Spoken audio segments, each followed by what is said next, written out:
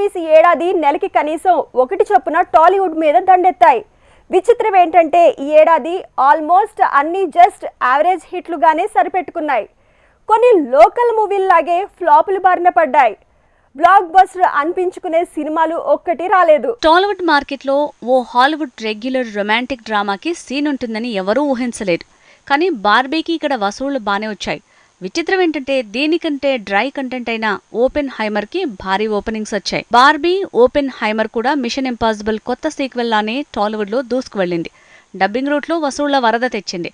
మొత్తానికి ఈ ఏడాది ముచ్చటగా 3 హాలీవుడ్ సినిమాల హంగామా కనిపించింది.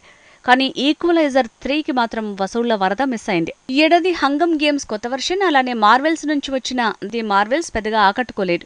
ఇవి హాలీవుడ్ లోనే కాదు, డబ్బింగ్ రూట్ లో టాలీవుడ్ లో కూడా డిజాస్టర్ గానే మిగిలాయి. టాలీవుడ్ లో గతంలో ఆక్వామ్యాన్ వసూళ్ల వరద తెచ్చింది.